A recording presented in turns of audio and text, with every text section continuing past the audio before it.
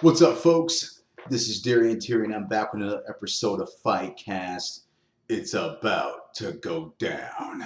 All right, so here's what's going down, guys. Basically, I want to go and hit you guys over the head.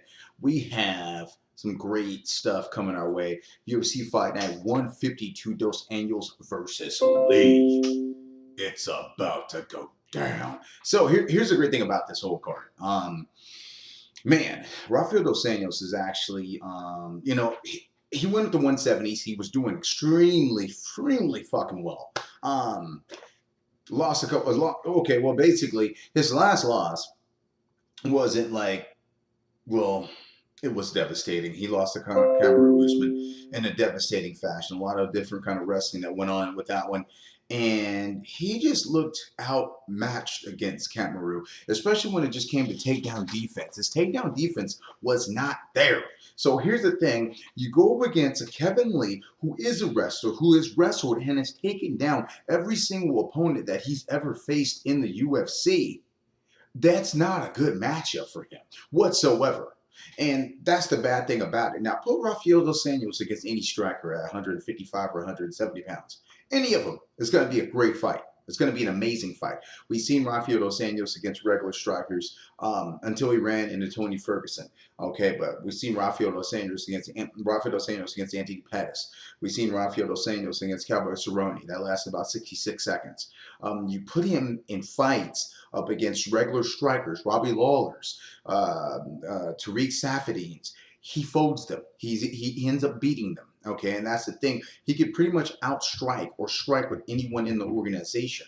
Okay, he had one bad outing against Tony Ferguson, 155 pounds. That was the fight right before he moved to 170s. He really didn't look like himself inside that fight because of the weight cut. That's when he chose to move to 170 pounds. So when you take a Kevin Lee, though, that's more game now. A 25, 26-year-old Kevin Lee that's basically on, he's going to be on fire at 170 pounds because he's not cutting any weight. Looking at the last interview, he's weighing about 179 pounds right now. And that's in an intense training camp. That's in fight camp. And so it's not looking good for Rafael Dos Anjos. I still say it's not looking good for him. And I'm going to continue to say it's not looking good for him. Okay. But there's other fights on this card. Okay. So just to go ahead and go into that. We got some pretty good barn burners going on right here. Antonio Carlos Jr. is going to be going against Ian Heinz. Ian Heinz. Heinz looks like a German name. But what's cool about Antonio Carlos Jr., 10-2 right now. Basically, he's a huge, he's a 185 pounder, huge 185 pounder. Ian Heinz is 12-1. And so when you look at the numbers on that, that's a really good matchup. That's going to go and be the co-main. And I'm looking at, because what I want to look at is for Antonio Carlos Jr. right now, he's 10-2. And when you go ahead and look at the breakdown of his fights, I mean, he rear naked choked Tim Boetsch in the first round in this last outing. Jack Marshman, submission by rear naked choke in the first round as well. His last 5 wins basically have been almost tap outs. He has submitted everyone on the ground except for Marvin Vettori. Marvin Vettori, if you don't remember him, he actually went up against Israel Adesanya and was able to go ahead and take him down in one of Israel Adesanya's first fights in the UFC. And so that was the only fight, but he won by unanimous decision. And so he's just been doing people dirty, bro. So we're going to see exactly what happens with him. After a 5-fight winning streak, he's positioning himself. He's positioning himself to go ahead and do something big right now inside of the middleweight division. So we're going to see exactly what happens with this. Ian Heinz. This is his name. I need to go and see. But this guy's 12-1 right now. 12-1. Basically, he's only lost 1 fight, which is ridiculous, right? He's coming off Dana White's Contender Series. He actually had a fight there, and his last fight was against Cesar Ferreira, UFC Fight Night 140, Magny versus Ponzinibbio. And he was able to go ahead and get the unanimous decision there. So this is a big step up for him. He hasn't fought huge names inside the UFC. Most of the fights are coming, like I said, Dana White's Contender Series, and before that, he was fighting like in LFA and other organizations. So there's not a huge like flock of experience inside the octagon for him. So that's going to be the ordeal now. That could bode well for some people. For the most part, though, Antonio Carlos Jr.'s been there and he's on the five-fight tear. So, I'm going to go with Antonio Carlos on this one. Okay, so that's the grand thing about that. So UFC Fight Night 52, just going back at the end of this once again, because here's the thing, you know, taking a look at those two fights, those are the first few fights on the card.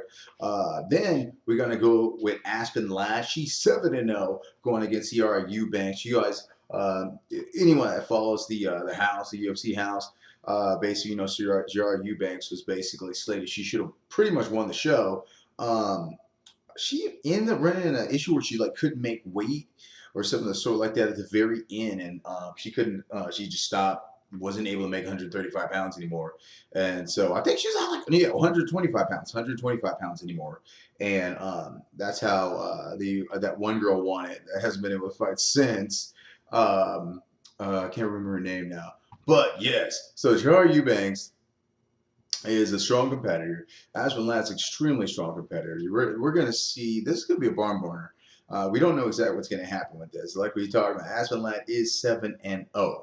And so, this is going to be good. Some other notable fights on that card. It's going to be Nick Lenz versus Charles Oliveira. So I'm looking forward to that matchup. That's going to be 9th in line there. So about 4 fights away from the main event itself. So that's going to be pretty lovely. Okay, they got Vincent Luque versus Derek Kranz. That's going to be a good one as well. So lots of good stuff coming in on this card right now. Rafael dos Anjos versus Kevin Lee, UFC Fight at 152. I'm going to get a little bit more action on this card with some other fighters going down, but I want to keep the video short. I want to go ahead and keep it short for all you guys here with short attention spans out there. But here's 4 questions for tonight. All right. I want you guys to try to actually answer these questions here, because these are vital questions right now that are going on inside the UFC. Number 1, there's a free-for-all going on at 155 pounds, as we know. It is basically, now we have Donald Cowboy Cerrone about to fight Tony Ferguson. This is going to be real. Whoever wins this fight is probably going to be next for Khabib. So this is going to be a hugely crucial fight as of right there. So how does Conor fall in the mix of all of this? Where is Conor McGregor when it comes to fighting? Or is he selling whiskey? At the same time, though, that's awesome. Good for him, seriously, I mean, $100 million, $200 million, $300 million, however much this guy's worth as of right now. His liquor's selling like crazy. He has his own clothing line. The dude has 30 million followers on Instagram. More power to him. But at the same time, is he ever going to fight again? And if he did, is he going to have the same fire? And that's the big questions to go ahead and answer in that situation. And so, comment. Let me know what you guys think. Also, Pettis versus Diaz, okay, which is a huge fight to go ahead and come up at 170 pounds. What does it mean for the winner? Okay, Anthony Pettis versus Nate Diaz. Does that mean anything for the winner itself? We all know, here's the thing about Nate Diaz. He hasn't fought since 2016. He's turned on a lot of fights since then, according to the source, Dana White. So we don't know exactly what's going on with him, other than the fact is we all know that he probably was holding out for Conor. Okay, the big money. The big money. And so we also know that last time he was scheduled to fight, he wanted to go ahead and have it be at 165 pounds and create his own new weight class. That's why he went ahead and put a Twitter comment about it. Okay, so it's one of those ordeals. So at the same time, we're going to see exactly what happens with that. I myself am just for a grand fight. I love both opponents in this one. Anthony Pettis, Nick Diaz. Nate Diaz, he's one of my favorite fighters. Anthony Pettis, definitely one of my favorite fighters. So versatile. It seems like he's getting his mojo back. So we'll see what happens there. But tell me who you guys like in that one. Man, if Cowboy defeats Tony Ferguson, what's next for him? Who's next for him? How many more? How many more until a title? If Tony Ferguson wins, what's next for him? It's gotta be Khabib, right? Gotta be, right? What, 12-fight winning streak? Yeah, I think it's 9-10 fight winning streak. Yeah. Okay, so We're going to see exactly what happens with this, guys. I want you guys to go ahead and comment below so we can go ahead and get into all this action here. And remember to like and subscribe. This is FightCast with your buddy, your friend in the digital age, Darion Terry. And I'm here giving you live feed. And I'm out. We'll see you later on the flip side. Love yourselves. And remember, it's about hard work and dedication. We'll see you out there.